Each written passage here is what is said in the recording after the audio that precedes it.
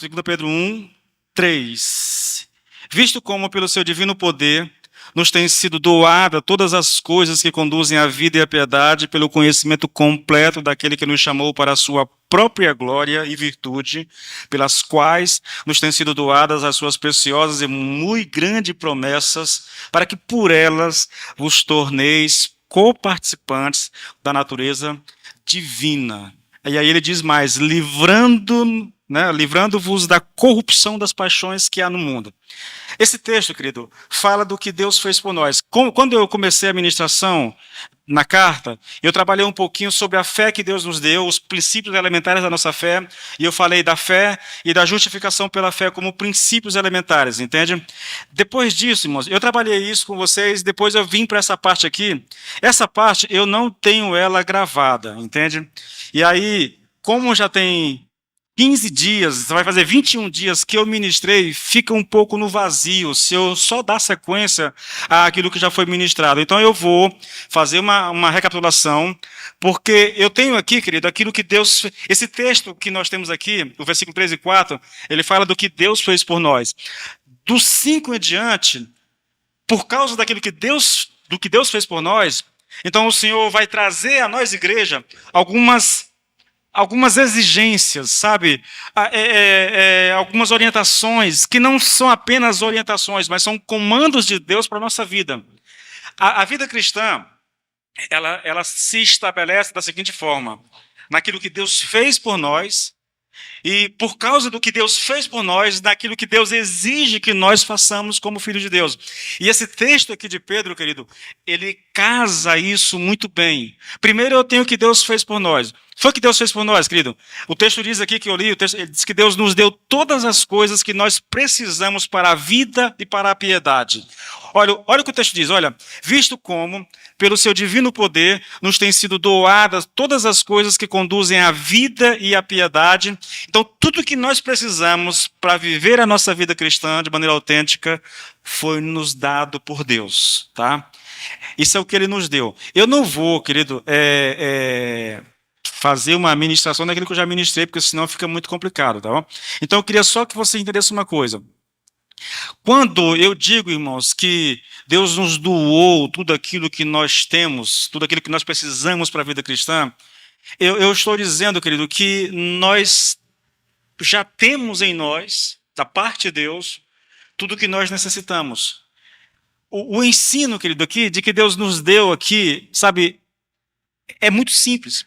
Tudo que eu preciso para viver uma vida cristã, né, espiritualmente sadia e vigorosa, isso foi me dado pelo conhecimento de Deus. É o que Paulo está dizendo, é o que Pedro diz aqui, entende?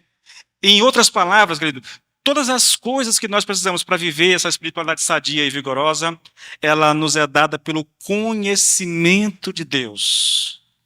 Conhecer Deus, querido, com certeza, é o objetivo supremo da vida cristã. Eu falei disso a última vez que eu ministrei aqui, citei os textos que falam sobre isso, e eu não vou me ater. Então, tudo que nós precisamos para viver a vida cristã foi nos dada pelo conhecimento de Deus. Então, buscar conhecer Deus é o que nós mais precisamos como igreja, se nós quisermos de fato viver aquilo que Deus planejou para a nossa vida, tá bom? Como é que a gente pode conhecer Deus, irmãos? De maneira bem simples, querido. Inicialmente, esse conhecimento vem pela palavra do Senhor. Eu fico sem querer repetir muita coisa do que eu já falei, mas é importante que você saiba disso. Nós não temos, como igreja, nenhuma outra revelação de Deus confiável que não seja a palavra de Deus. Então, todo o conhecimento que eu quero ter de Deus, inicialmente está na palavra de Deus. E é lógico, a partir daí, vem também por meio de um relacionamento pessoal com Deus, tá?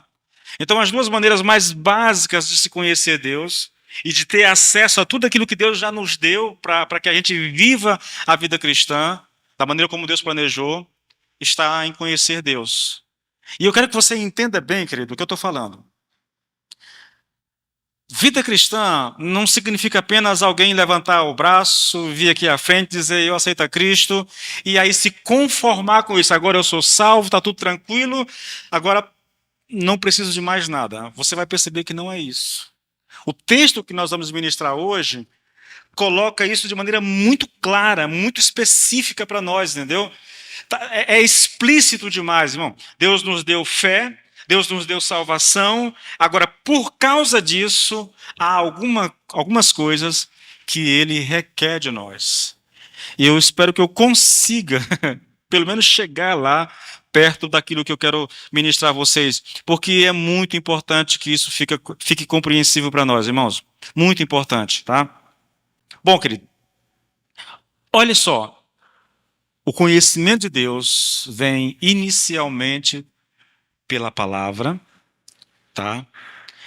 Irmãos, essa é uma coisa, essa é uma área que, na hora que eu toco, querido, a vontade que tem é de ficar o tempo todo falando, falando, falando, porque se há uma coisa que precisa ficar muito clara na nossa mente, de quem quer que seja, é que não há outra maneira, irmãos, de nós conhecermos Deus por meios confiáveis que não seja por meio da palavra, que não seja por meio da palavra. Eu digo isso porque no nosso meio há muita coisa de revelação, de visão, aquela coisa toda. Eu digo a vocês, querido, isso nunca é confiável, nunca, entende? É beber, usar uma linguagem bíblica, é beber numa cisterna rota, entendeu? Onde não tem água de qualidade, onde aquela água pode até mesmo te fazer mal. Porque a fonte confiável de conhecimento é a palavra de Deus. E a partir daí, o nosso relacionamento com Deus, entendeu? A busca contínua através da oração, através do culto ao Senhor, dos momentos em comunhão que a gente vive como igreja, com os irmãos, isso traz esse conhecimento de Deus. Lembrando que é esse conhecimento de Deus que nos foi dado e por meio dele todas as ferramentas que nós precisamos para viver a vida cristã. A segunda coisa que Deus nos deu, que esse texto diz aqui, querido, é que Ele nos deu também as suas preciosas e grandes promessas. Olha o versículo 4, querido. Pelas quais nos têm sido doadas as suas preciosas e muito grandes promessas, para que por elas vos torneis coparticipantes da natureza divina, livrando-vos da corrupção das paixões que há no mundo. Irmãos, muito rapidamente, quais seriam estas grandes e preciosas promessas que Deus nos deu? Vocês sabem que o que nós estamos falando aqui essencialmente é de salvação. Os fundamentos básicos da vida cristã é uma só fé, né? Pedro diz isso, nós obtivemos uma só fé, e também é a justificação pela fé, que é a doutrina básica, central do cristianismo, sem a qual, sem o conhecimento dela, ninguém é salvo, entendeu? O que eu estou colocando é o seguinte: as promessas que estão inseridas aqui, poderia citar outras, mas as inseridas aqui, querido, tem a ver com esses elementos básicos da salvação. Por exemplo, a promessa de que nós somos perdoados pelo Senhor. Essa é uma promessa que nós não podemos, de maneira alguma, abrir mão dela. Em Romanos 5:1 diz assim, olha, justificados, pois, mediante a fé, temos paz com Deus por meio do nosso Senhor Jesus Cristo. Justificados, né? É a doutrina da justificação pela fé. Mediante a fé, temos paz com Deus. Por que nós temos paz? Fomos perdoados pelo Senhor. Entende? Não há mais inimizade entre nós e o Senhor, nem entre o Senhor e nós. Nós estamos em paz com Deus. Romanos 8:1, só isso aqui para. Agora, pois, já não existe nenhuma condenação para os que estão em Cristo. Por que não há condenação para nós, irmãos? Porque nós somos perdoados pelo Senhor. Tá? A outra promessa também muito interessante, irmãos, é que nós fomos feitos filhos de Deus. Eu já falei muito sobre isso aqui nas lives, né? Esse conceito, irmãos, popular, que é repetido de boca em boca, de que nós somos todos filhos de Deus. Irmãos, lembra que eu falei? Todo conhecimento que você quer, seguro, confiável, a respeito de Deus e do plano de Deus sobre essa terra, tem que vir da palavra de Deus. Olha o que o texto diz, olha, mas Olha a clareza disso aqui, irmãos. Mas a todos quantos o receberam, receberam a Jesus Cristo, Deus, eu estou traduzindo, Deus deu-lhes o poder de serem feitos filhos de Deus, a saber, aos que creem no seu nome. É muito claro isso aqui, irmãos. Quem são os filhos de Deus? Aqueles que receberam a Cristo. O que significa receber Cristo? Significa crer no seu nome, significa crer em Cristo Jesus. Só esses que entregaram a vida, que confiaram sua vida a Cristo, são feitos filhos de Deus, porque Deus deu o poder para que eles fossem feitos filhos de Deus, entende? Promessa tremenda essa aqui, irmãos. A outra promessa, somos amados por Deus. Temos também aqui a de que nós somos reconciliados com Deus. E citando aqui uma última promessa que eu gosto muito, eu venho citando muito no estudo de Romanos, é que ninguém pode nos separar do amor de Deus, irmãos. Essa é uma promessa que a finalidade dela é trazer consolo para nós, é trazer segurança para aqueles que estão em Cristo, porque no meio da caminhada a gente passa por lutas, por dificuldades, entende? A gente tem momentos de dúvida, e aí esse texto vem para trazer um bálsamo sobre o nosso coração, segurança a respeito da nossa fé, porque o texto diz assim, Romanos 8, 38 e 39, né? Porque eu estou bem certo de que nem a morte, nem a vida, nem os anjos, nem os principados, nem as coisas do presente, nem do porvir, nem os poderes, nem a altura, nem a profundidade, nem qualquer outra criatura poderá nos separar do amor de Deus que está em Cristo Jesus, nosso Senhor. Então, se você está em Cristo, irmãos, o texto diz, nada nesse universo criado pelo Senhor, ou nos multi-universos, como dizem alguns, nada pode te separar do amor de Deus que está em Cristo Jesus. A promessa visa trazer paz para o nosso coração, trazer segurança para nós, entendeu? Agora veja, o texto diz que as preciosas e grandes promessas de Deus, querido, foram dadas com um propósito. Qual é esse propósito? Ainda no versículo 4, irmãos, leia comigo, olha só, se você está acompanhando a leitura. Ainda no 4. Pelas quais nos têm sido doadas as suas preciosas e muito grandes promessas, para que por elas, olha o propósito, irmãos, para que por elas vos torneis coparticipantes da natureza divina. A resposta é muito clara, irmãos. Deus nos deu as suas promessas para que por elas nos tornássemos coparticipantes da natureza divina. O que significa isso, irmãos? Coparticipante. Muito rapidamente, querido. Essa palavra é uma palavra grega chamada koinonos, de koinonia, tá? Koinonos. Ela tem alguns significados no texto bíblico, irmãos. Por exemplo, em Mateus 22, no versículo 30, ela aparece como cúmplices.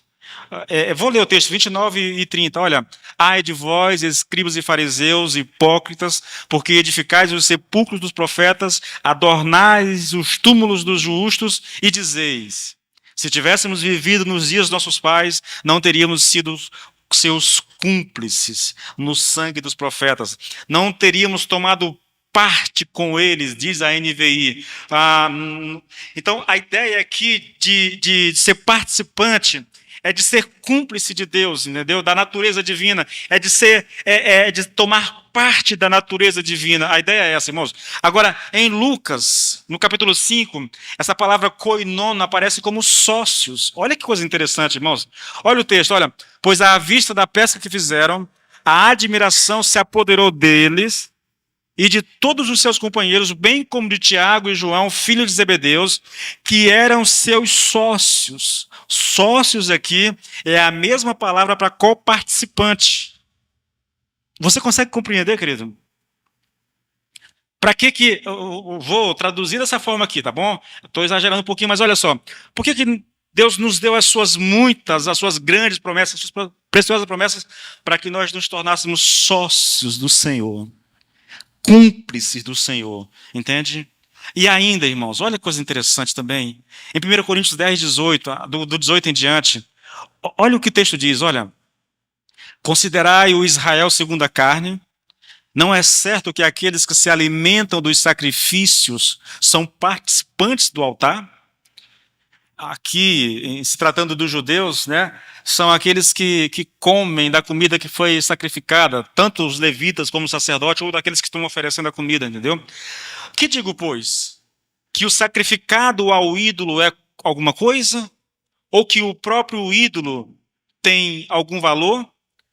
Antes digo que as coisas que eles sacrificam é a demônios que as sacrificam e não a Deus.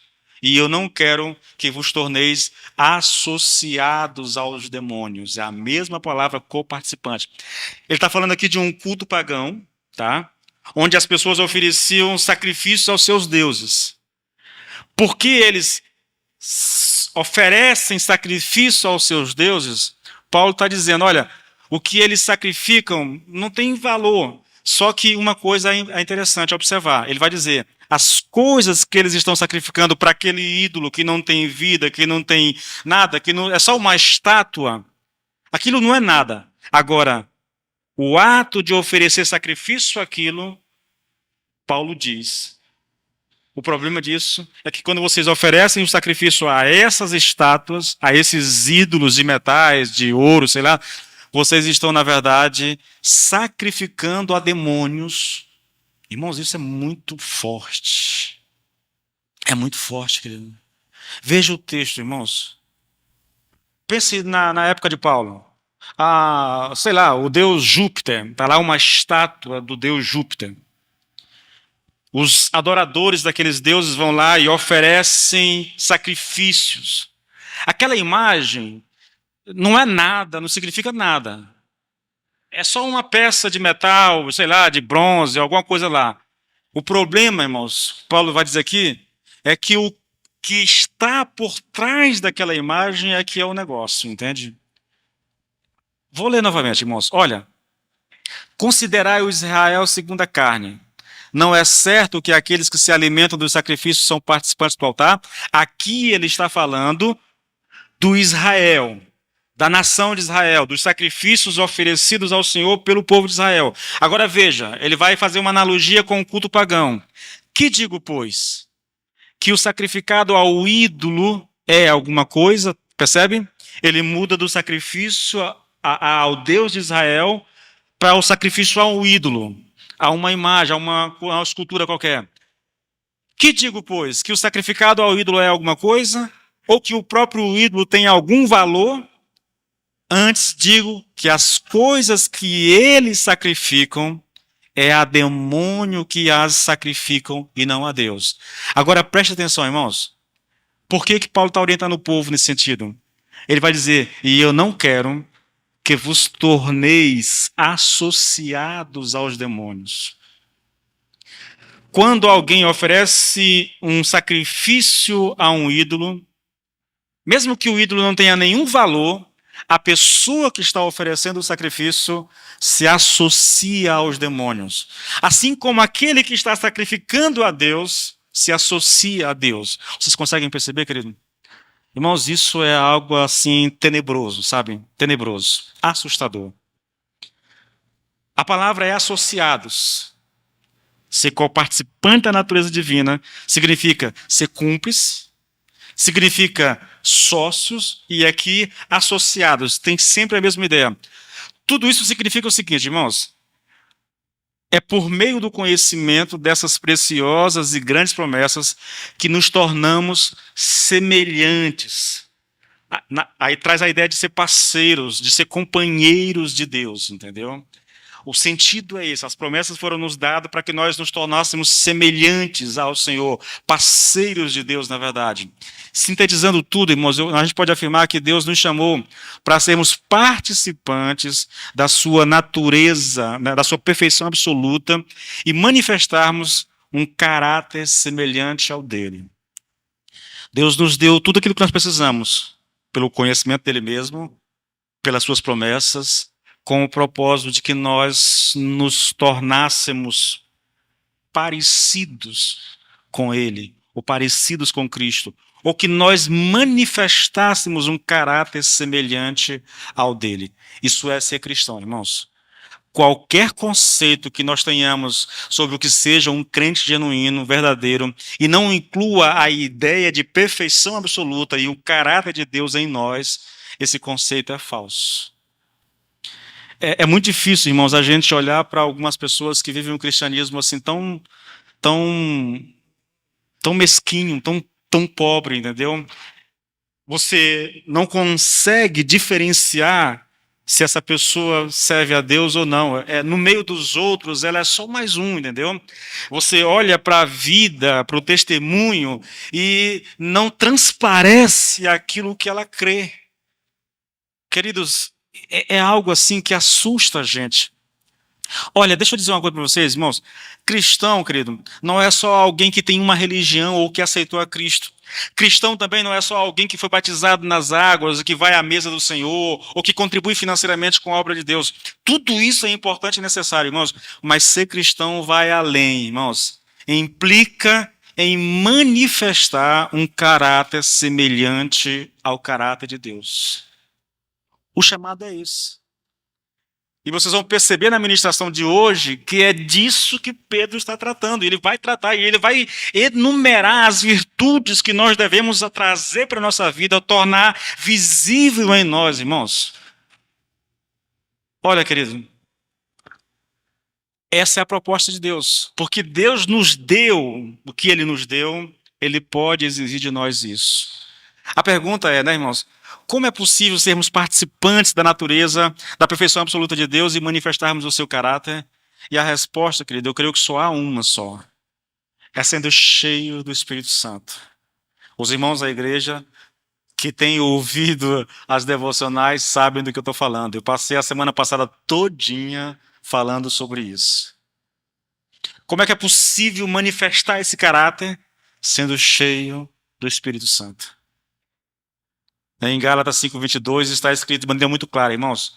O fruto do Espírito é amor, alegria, paz, longanimidade, benignidade, bondade, fidelidade, mansidão e domínio próprio. Então, se você está cheio do Espírito, naturalmente esses frutos vão começar a se manifestar na sua vida. Ou esse fruto, né? Porque ele diz o fruto, está no singular, é o fruto, né? Que se manifesta dessa maneira, mas é o fruto, entende? Então nós precisamos nós necessitamos, irmãos, e eu tenho orado por isso, eu tenho falado com vocês o tempo todo a respeito disso. Nós devemos buscar ser cheio da plenitude do Espírito Santo. Porque um cristão não cheio da plenitude do Espírito Santo, ele vai viver, talvez você não entenda a linguagem se você não é da igreja, mas ele vai viver como um mundano. O mundano é uma pessoa que não conhece a Cristo, que ele se ajusta àquilo que o mundo oferece e rejeita tudo aquilo que Deus exige das pessoas, entende? Então ele vai ter prazer naquilo que o mundo tem prazer, enquanto que o cristão cheio do Espírito Santo vai ter prazer nas coisas do Senhor. A questão é, irmãos, veja, e eu estou terminando aqui essa reflexão aqui, essa recapitulação, porque eu deixei isso aqui de fora na última ministração. Olha, como as promessas de Deus podem tornar-nos semelhantes a Deus. Olha o que o texto diz, irmãos. Do versículo 4, todinho, para você perceber, olha. Pelas quais nos têm sido doadas as suas preciosas e muito grandes promessas, para que por elas vos torneis coparticipantes da natureza divina, ou que chamada a manifestar o caráter de Deus em nós, entendeu? E veja agora a resposta. Como é que nós nos tornamos semelhantes? Como é que as promessas de Deus nos tornam semelhantes a Deus? O texto diz, livrando-vos da corrupção das paixões que há no mundo. Lembra do que eu falei agora há pouco? Cheio do Espírito Santo, eu vou ter prazer nas coisas de Deus. Vazio do Espírito, eu vou ter prazer nas paixões que há no mundo. Olha o texto. Aqui, querido, eu não tenho certeza quanto ao tempo verbal da expressão livrando-vos. Eu digo isso por causa das traduções. Olha, eu tenho aqui uma série de traduções que dizem o seguinte, olha, ele diz assim, para que por elas fiqueis participantes da natureza divina, havendo escapado da corrupção que pela concupiscência há no mundo. Então, o tempo aqui, verbal, está no passado, entendeu? Havendo escapado, eu já escapei. Eu tenho aqui umas 4 ou 5 traduções que traz essa forma, essa maneira de traz essa tradução para nós. Agora eu tenho uma outra tradução, por exemplo, a NVI, que diz assim, olha, para que por ela vocês se tornem ou se tornassem participantes da natureza divina e fugissem da corrupção. Veja que o tempo aqui, irmãos, é presente, dá a ideia de que eu, por causa da natureza, por causa das promessas de Deus, eu continuo fugindo das promessas, entendeu? Então a questão é, como é que as promessas de Deus podem nos tornar semelhantes a Deus? Se levarmos em consideração o tempo pretérito, eu posso dizer que as promessas de Deus nos tornam semelhantes a Deus por essas promessas ter nos libertado da corrupção que há no mundo. Entretanto, se o tempo verbal é o presente, as promessas de Deus nos tornam semelhantes a Deus, nos habilitando dia a dia a sermos libertos da corrupção que há no mundo. De qualquer forma, irmãos, independente do tempo verbal, a garantia de que fomos chamados para sermos semelhantes a Deus é a habitação do Espírito em nós. Seja o Espírito já tendo nos libertado, seja o Espírito nos libertando agora, entendeu? Nos capacitando agora para que a gente fuja da corrupção que há no mundo. É o Espírito, repetindo, irmãos, é o Espírito em nós, é sendo cheios do Espírito Santo que nós vamos ter prazer nas coisas de Deus. Isso é natural, irmãos. Se eu estou cheio do Espírito, eu vou ter prazer nas coisas do Senhor. Se eu não estou cheio do Espírito Santo, irmãos, então eu vou aqui melindrar entre uma coisa e outra, entende? Eu vou aqui, uma hora eu quero as coisas de Deus, outra hora... Você já ouviu falar naquele crente Raimundo? Um crente não cheio do Espírito Santo é um crente Raimundo. É um pé na igreja e um pé no mundo, entendeu? Ele está lá, entre uma coisa e outra o tempo todo. É mais ou menos isso, irmãos. O desafio nosso é sermos cheios do Espírito Santo. Tudo que nós precisamos já nos foi dado, irmãos. Já nos foi dado. Olha, a grande questão que se levanta, querido, é saber se de fato o Espírito Santo habita em nós, irmãos. Como é que eu posso ter certeza de que eu sou a habitação do Espírito Santo? Você vai me permitir citar um texto, irmãos, um pouco comprido, de um camarada chamado Wisby. O Wisby diz, querido, que isso depende da natureza. O tipo de natureza que nós temos. Olha o que ele coloca, tá bom? Eu vou bem devagarinho para você tentar acompanhar o raciocínio do cidadão. Como é que eu posso ter certeza de que eu sou a habitação do Espírito Santo? Ele diz o seguinte, olha, a natureza determina o desejo. O porco quer chafurdar na lama e o cão deseja voltar ao seu vômito, mas as ovelhas anseiam por pastos verdejantes. Por quê? Por causa da natureza. A natureza do porco está na lama, entendeu? O negócio dele é lama. A ovelha gosta de pastos verdejantes. A natureza também determina o comportamento. Aí ele diz, as águias voam, os golfinhos nadam porque é da sua natureza proceder desse modo. A natureza também determina a escolha do ambiente. Aí ele diz, os esquilos sobem nas árvores, as toupeiras fazem tocas debaixo da terra e as trutas nadam na água. Natureza, irmãos. E olhe mais, a natureza também determina a associação. E ele diz novamente, os leões andam em bandos, se associam com outros leões, né? As ovelhas em rebanhos, os peixes em cardume. Agora veja, se a natureza determina os desejos, e se temos dentro de nós a natureza de Deus, então nós deveríamos ansiar por aquilo que é puro e santo. O que você quer dizer com isso, pastor? É simples, irmãos. Onde está o teu prazer? Entende? Onde está o teu coração?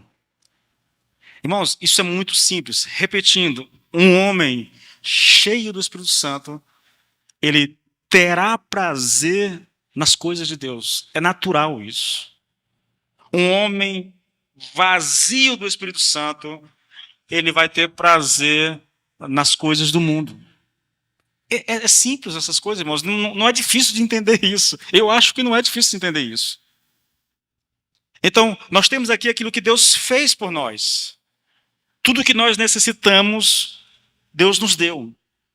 Já nos deu as fé, nos deu as suas promessas, entendeu? Tudo que nós necessitamos, Deus nos deu. Agora veja, o versículo 5, e aqui eu vou começar a ministração de hoje, tá, gente? Então eu só vou começar, basicamente. Por causa disso, olha como ele começa o versículo, irmãos. Tudo foi uma recapitulação. Por causa de quê? Por causa do que Deus nos deu, por causa do que ele fez por nós, por causa disso, concentrando todos os seus esforços, acrescentem à fé que vocês têm a virtude. À virtude, o conhecimento. Ao conhecimento, o domínio próprio. Ao domínio próprio, a perseverança. À perseverança, a piedade. À piedade, a fraternidade. E à fraternidade, o amor. Pense num degrauzinho que você vai ter que subir, entende? É isso que ele está colocando. Irmãos, eu quero que você entenda uma coisa. Nós temos aqui um retrato fiel do que é a vida cristã e de como Deus a planejou para nós. Qualquer coisa fora disso aqui, irmãos, dê o nome que você quiser, mas não é isso que Deus planejou para nós, porque o que Ele planejou está descrito aqui. Você vai encontrar isso aqui, irmãos, em outros lugares, em Pedro, em Paulo, em João. Você vai perceber, querido, que há um chamado de Deus para nós, para uma vida de santidade, de crescimento, e isso tem que ser contínuo na nossa vida, entendeu? Olha, primeiro, quando o apóstolo Pedro diz por causa disso, ele está se referindo a tudo que Deus fez por nós, entendeu? Portanto, o apóstolo está falando da fé preciosa que Deus nos deu, está falando de todas as coisas que nós precisamos para a vida e para a piedade, também está falando das grandes e preciosas promessas. Olha, porque Deus nos deu tudo isso, agora você vai fazer o seguinte, vai acrescentar a sua fé, você vai acrescentar a virtude. À virtude, você vai acrescentar o conhecimento. E aí ele vai enumerando uma série de virtudes que devem fazer parte da vida cristã. Uma coisa precisa ficar assim bem clara, irmãos, bem clara nos nossos corações. O que Deus exige do cristão só é exigido por causa do que ele fez por nós. Primeiro, Deus opera em nós e nos fornece todo o poder e as ferramentas necessárias. Depois ele ordena que nós cumpramos a sua vontade. Há um texto em Paulo que diz isso muito claro. Filipenses capítulo 2, no versículo 12 e 3, ele trata exatamente essa questão e na mesma ordem. Olha como Paulo coloca isso aqui, olha. Veja, não é mais Pedro falando, é Paulo, mas a linguagem é a mesma, entendeu? O conceito, o princípio é o mesmo, na verdade. Olha, Filipenses 2, 12. Assim, meus amados, como vocês sempre obedeceram, não só na minha presença, porém muito mais agora na minha ausência, veja, desenvolva a sua salvação com temor e tremor. Desenvolver a salvação é exatamente isso que Pedro está dizendo aqui, entende? Como é que desenvolve a salvação? Pedro vai dizer assim, olha, Deus já deu fé a vocês, então vocês vão acrescentar a fé de vocês vão acrescentar a virtude. À virtude, vocês vão acrescentar o conhecimento. Ao conhecimento, vocês vão acrescentar o domínio próprio. Ao domínio próprio, a perseverança. E aí ele segue enumerando uma série de virtudes.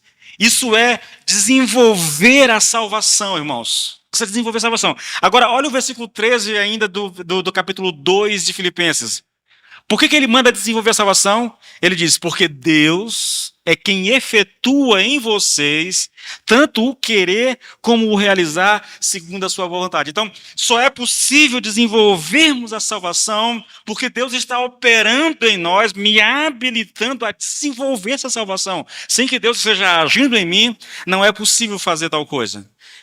É a mesma ideia, é o mesmo princípio aqui encontrado em 2 Pedro. Porque Deus nos deu fé preciosa, porque nos deu as suas promessas grandes e preciosas também, porque tudo aquilo que nós necessitamos para viver a vida cristã autêntica foi nos dado por causa disso, e só por causa disso. Então acrescentem a fé de vocês, acrescentem a virtude. E a virtude, o conhecimento. E o conhecimento, o domínio próprio. E segue a ideia. Irmãos, isso é muito claro, querido. Olha, primeira coisa aqui, rapidinho, irmãos. Só alguém que conhece a Cristo pode, de fato, viver isso aqui, tá? Sem que a pessoa conheça Cristo, irmãos, sem que ela tenha recebido do Senhor fé, isso é impossível, irmãos.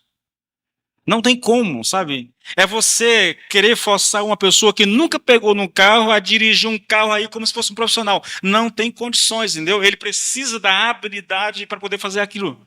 Se você não der a ele, ele não vai fazer, irmãos. Olha, queridos, é muito importante que isso fique claro para nós. Mas, irmãos, é muito importante. A outra coisa que eu quero chamar a sua atenção aqui, irmãos, antes de falar das virtudes exigidas aqui pelo Senhor, eu queria chamar a sua atenção para mais um fato que eu considero muito importante. Pedro diz, concentrando todos os seus esforços, ou reunindo todos os seus esforços, por causa do que Deus fez a vocês, por causa do que Deus deu a vocês, vocês vão agora concentrar, vocês vão reunir, vocês vão fazer um esforço gigantesco para, aí ele vai dizer, acrescentar a fé que vocês já têm, acrescentar a virtude. Então, o que ele vai pedir de nós aqui, querido, essa série de virtudes, são 7 virtudes. O que ele vai pedir de nós, ele já estava dizendo, olha, isso vai requerer esforço. Isso vai requerer sacrifício. Repetindo, olha, concentrando todos os seus esforços, você vai canalizar toda a sua energia, toda a sua força para viver isso aqui. É isso que ele está dizendo, irmãos.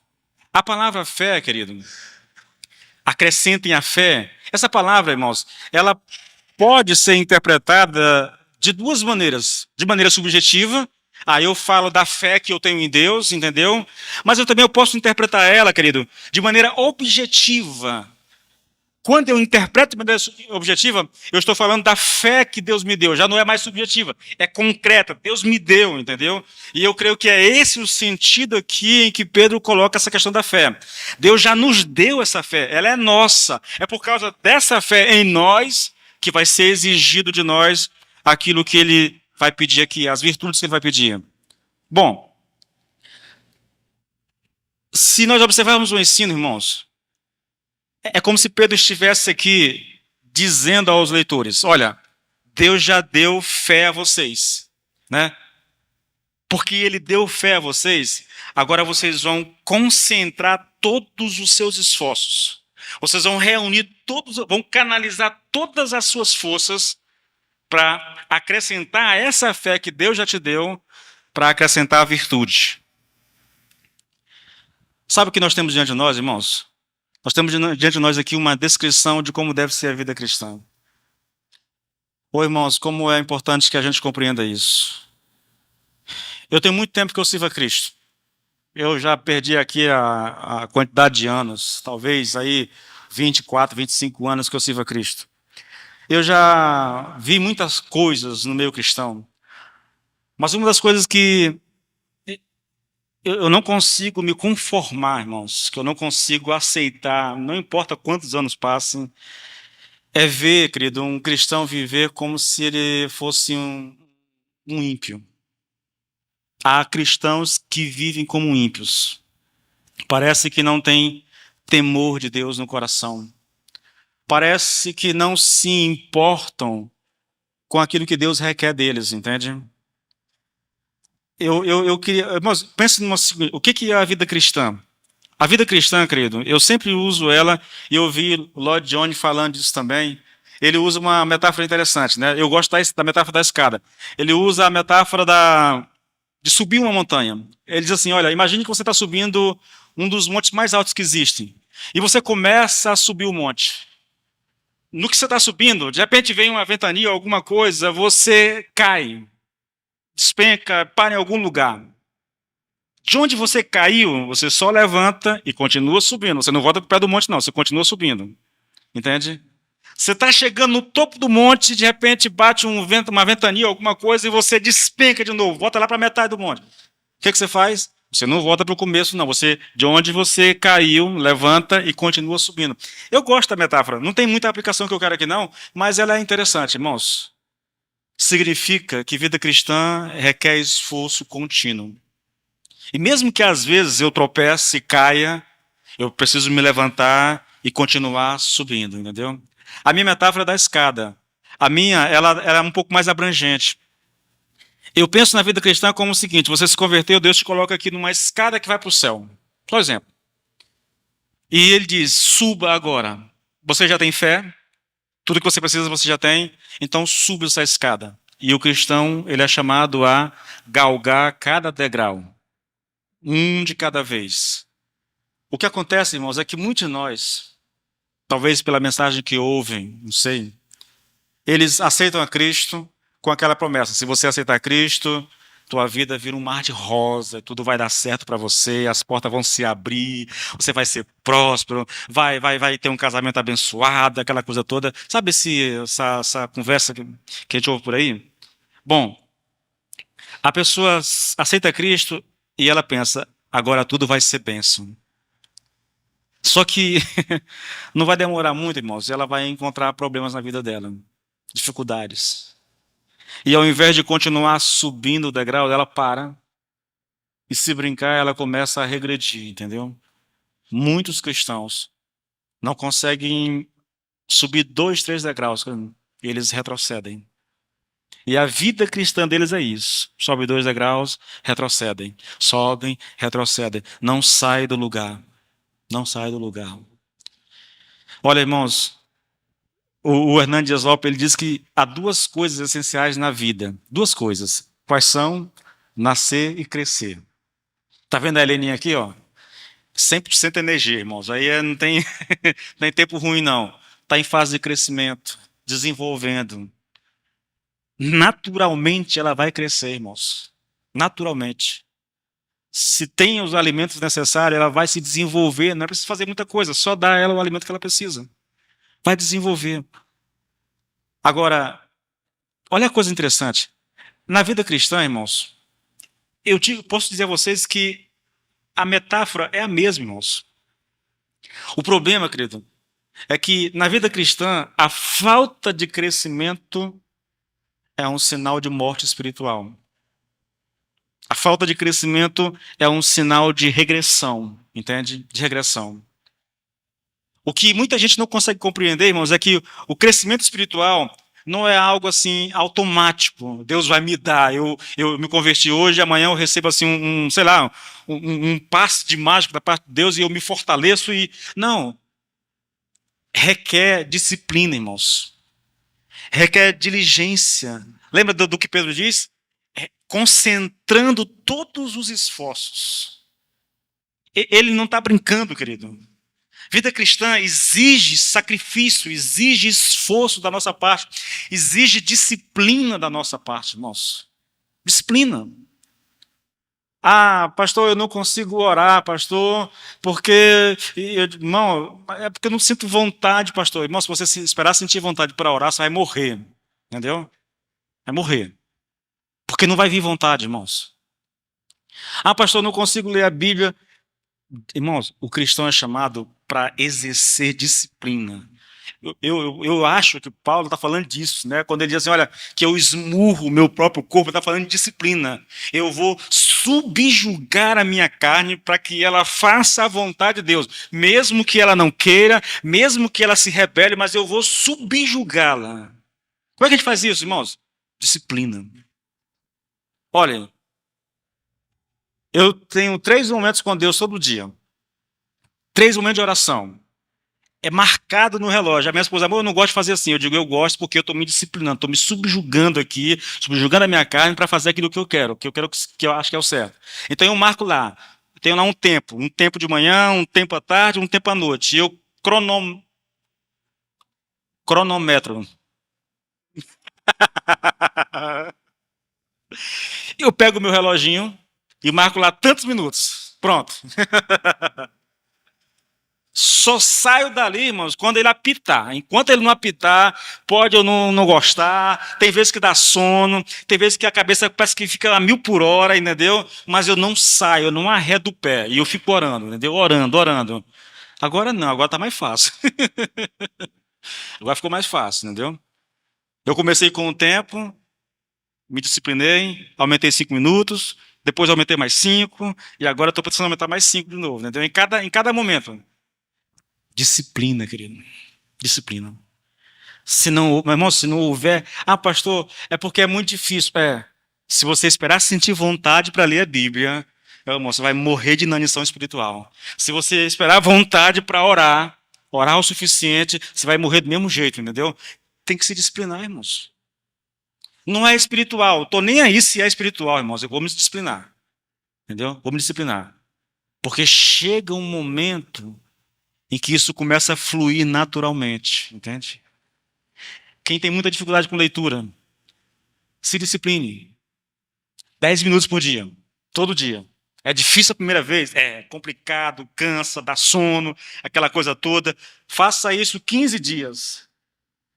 15 dias, manteve a disciplina, aumenta mais 5 minutinhos. Faz 15 agora. E mantenha a disciplina. Depois faça mais 5, vá para 20.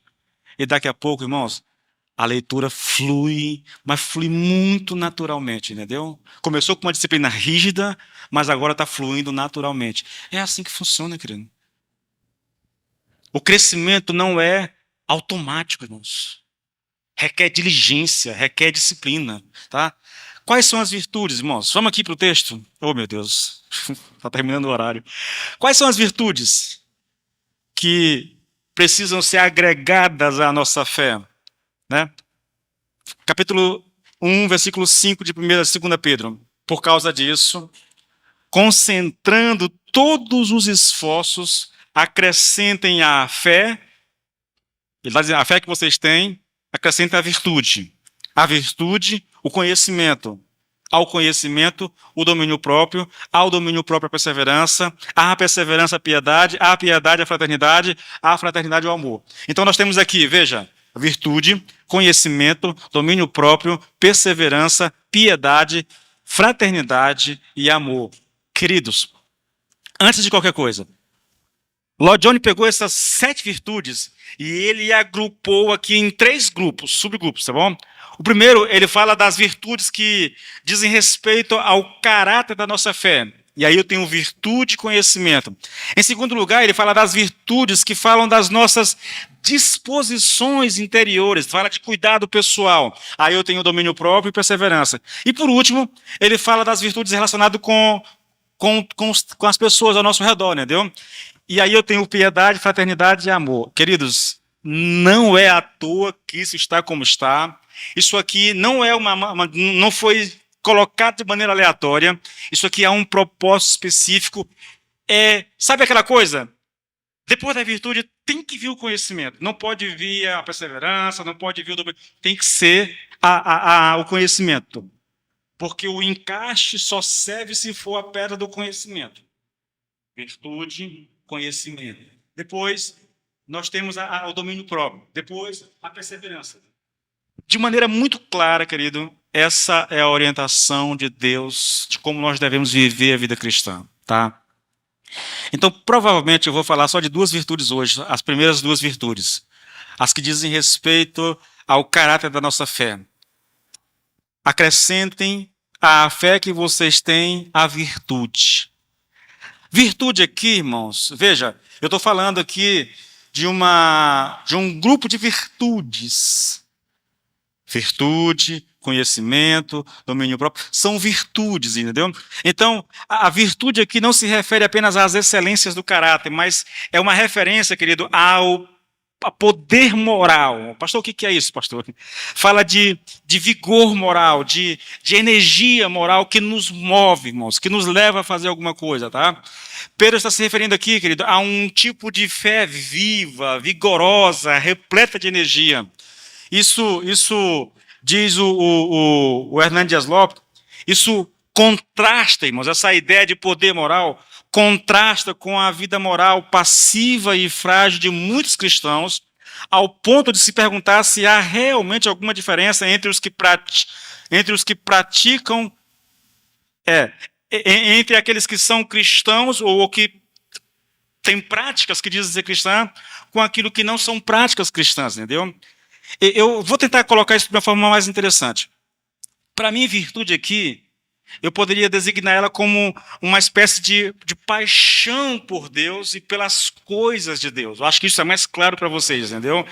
Uma pessoa apaixonada é alguém que está disposta a fazer. Não é só um exemplo aqui. Um homem apaixonado, uma mulher apaixonada, não fica em casa esperando o namorado ligar ou a namorada ligar. Ah, não ligou hoje, deve ligar amanhã. Ah, não ligou amanhã, deve ligar. Não. O apaixonado, irmãos, ele vai atrás, ele dá um jeito de agradar, ele quer fazer alguma coisa. Isso reflete energia, entendeu? Energia. O cara está fazendo alguma coisa por causa da paixão que ele tem pelo outro lá.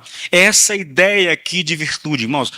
Virtude aqui não é uma referência às virtudes como nós conhecemos, porque Pedro designa aqui um conjunto de virtudes, né? Conhecimento, domínio próprio, perseverança. Isso são virtudes, mas não é nesse sentido que ele usa aqui. É nesse sentido, irmãos, de poder moral, de energia, de algo que nos move em direção ao nosso amado. Eu chamo isso de paixão, entendeu? De paixão. Olha, o contraste disso, irmãos, dessa energia vigorosa que nos move a fazer as coisas, é alguém que vive uma vida apática, indiferente. É alguém passivo, acomodado, entendeu? Esse é o contraste, irmãos. O que ele está dizendo é o seguinte, olha, a fé que vocês têm, vocês precisam acrescentar esse poder moral, essa paixão por Deus, entende? Essa paixão por Deus, essa energia que te leva a fazer as coisas para o Senhor e não viver, e não viver de maneira acomodada, entende? Passiva. Sabe aquela pessoa que não se esforça para quase nada? Ele acha que agora, porque ele é crente, agora Deus vai mandar as bênçãos para ele. Irmãos, isso é piada de mau gosto. Vida cristã requer esforço, irmãos. Requer esforços. Eu vou juntar essas duas coisas. A segunda virtude aqui, querido, é conhecimento. A primeira virtude, essa paixão por Deus. O segundo é conhecimento. Acrescentem à fé que vocês têm a virtude.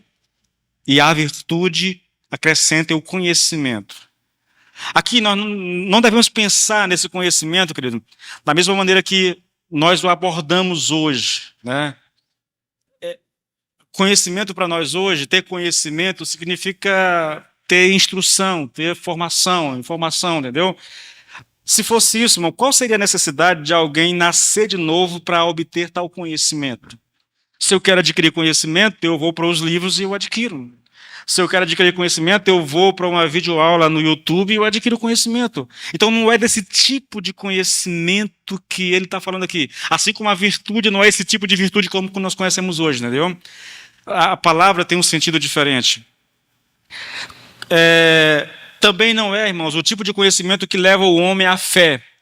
Pois essas pessoas, as quais Pedro já está falando, elas já têm fé. Então, qual seria o conhecimento aqui que Pedro está citando? O Hernando Dias Lopes diz que é um conhecimento prático, entende? Prático. Ou discernimento, que são palavras sinônimas aqui. Lloyd Jones fala de discernimento, de entendimento, né? É lógico que isso é espiritual.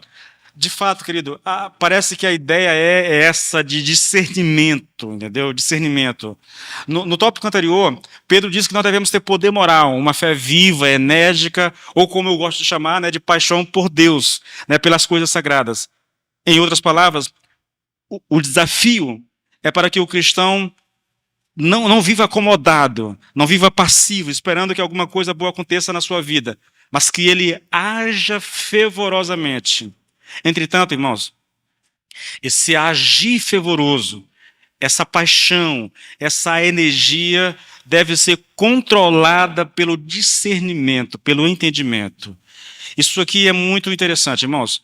Olhe, é provável que Pedro, ao falar isso, da virtude aqui, que é esse poder moral, e do conhecimento aqui como esse discernimento, é provável que Pedro tivesse, irmãos, em mente o próprio Pedro. Se você fizer uma leitura do Novo Testamento, dos Evangelhos, e atentar para a personalidade de Pedro, para a atitude de Pedro, você vai ver esse cara com muita paixão, muita energia, mas sem discernimento.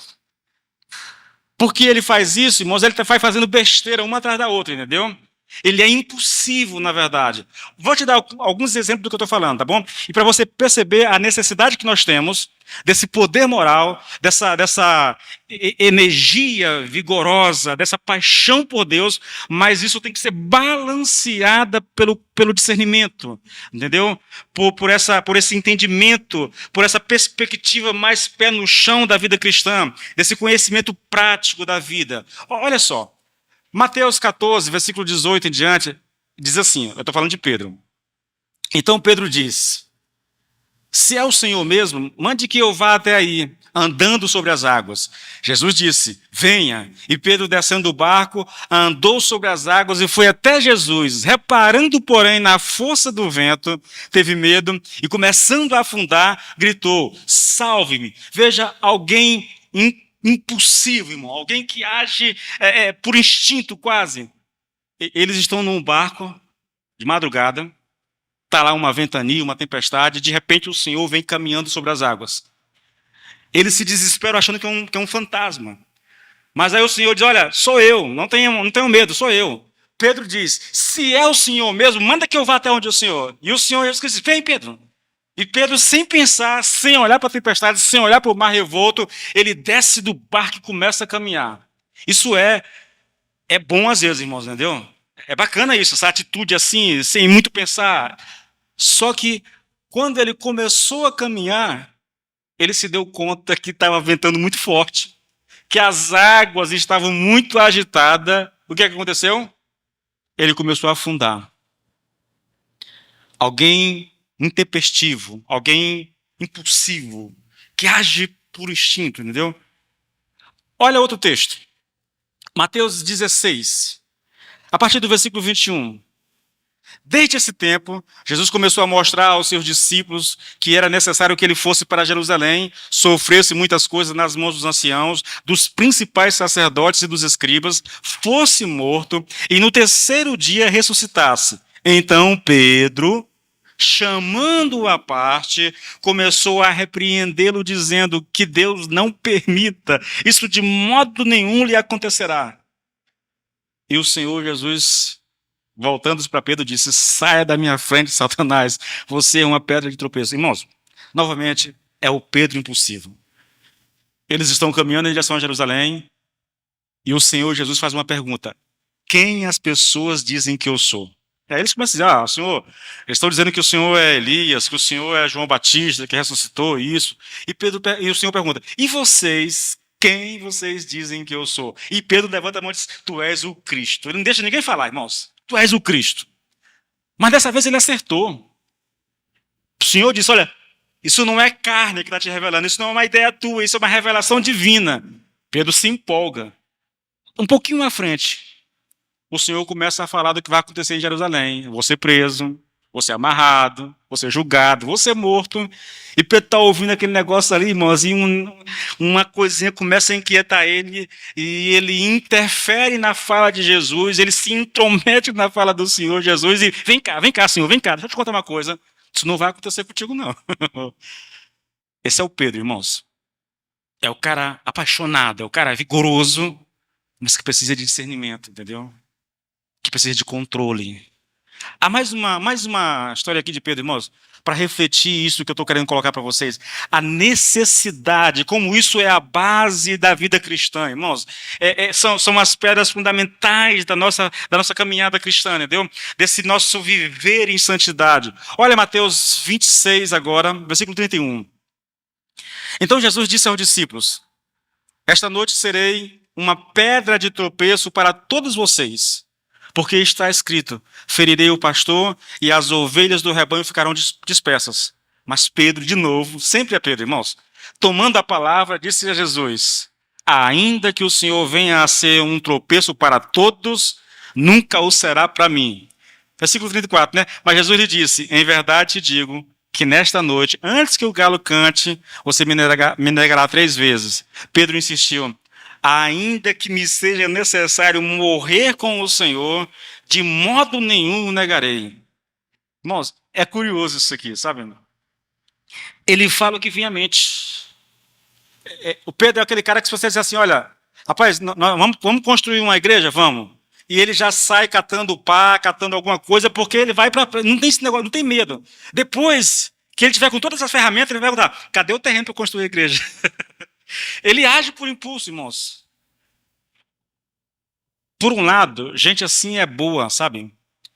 Porque se você souber controlar, mantê-lo sob rédea, irmãos, vai ter um braço forte para te ajudar. Mas, por outro lado, ele pode te causar muita dor. Ele causou dor para si mesmo. O Senhor diz: eu vou ser uma pedra de tropeço para vocês. E Pedro diz: não, Senhor, para mim não. O Senhor não vai ser, não. Pode ser para os outros, para mim não. Não, Pedro, tu vai me negar hoje, Pedro. Senhor, eles podem te negar, mas eu prefiro morrer contigo, mas eu não te nego. Lá está Pedro, irmãos. Lá na casa do sumo sacerdote. Se esquentando ali na fogueira, e de repente alguém olha para eles: tu és um deles. Pedro caiu na real. Meu Deus, e agora? O que ele fez? Ele mentiu.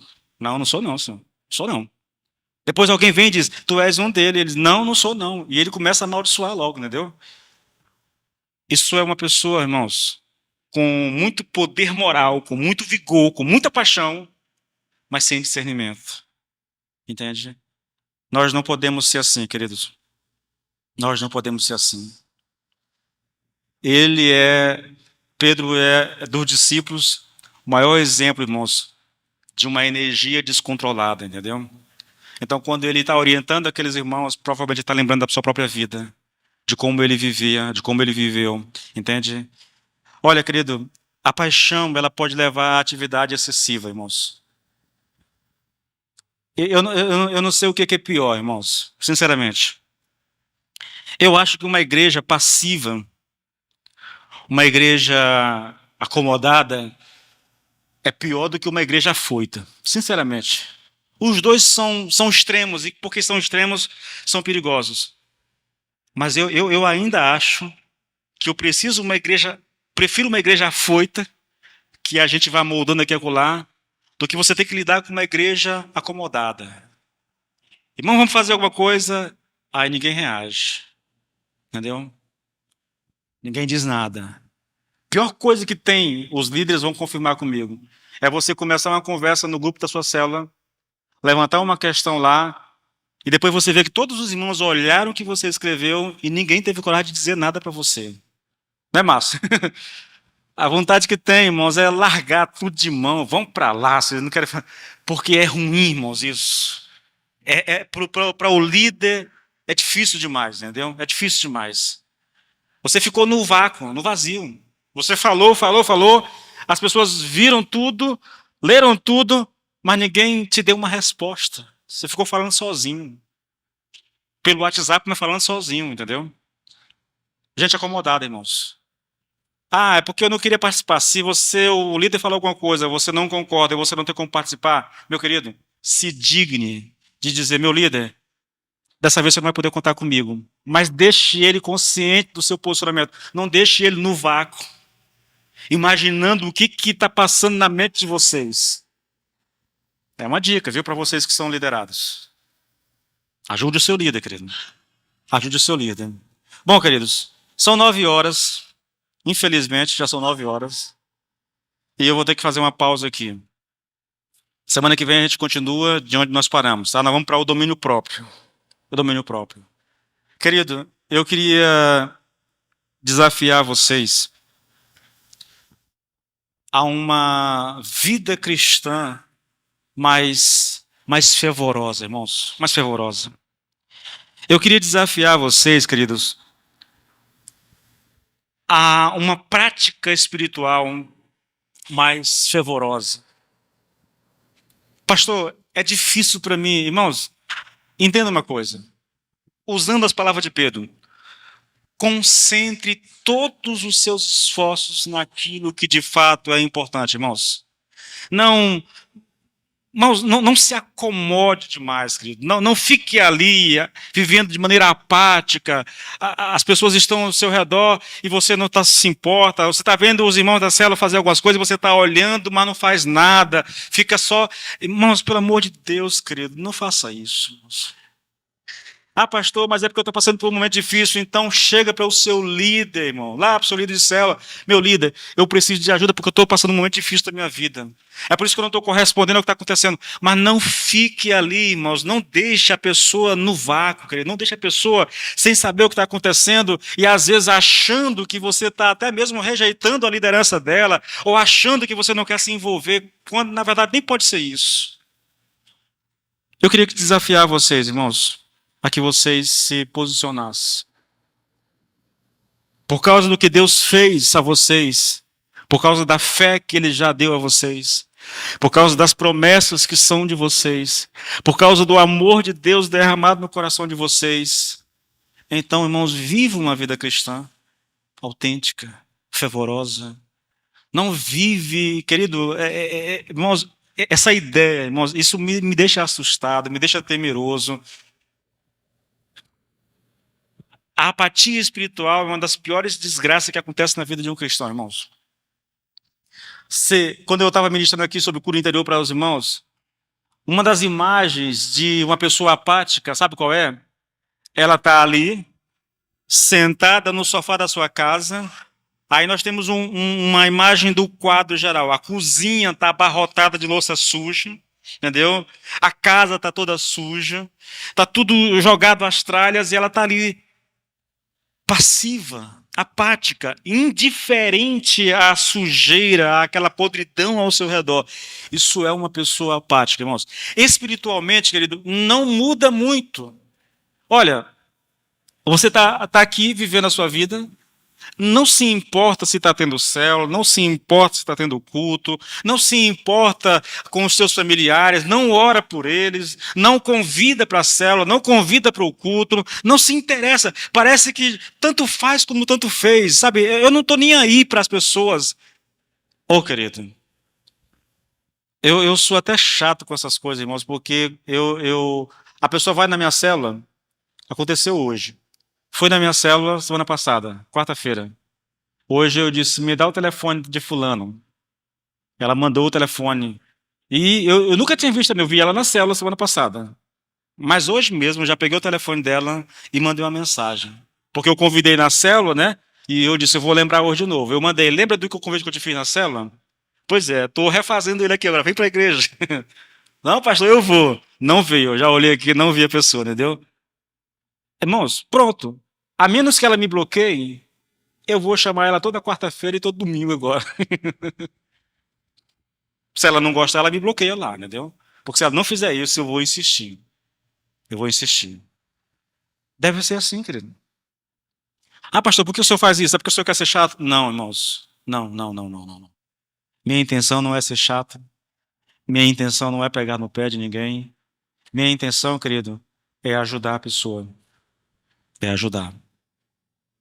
Eu quero que ela conheça o mesmo Deus que eu conheço.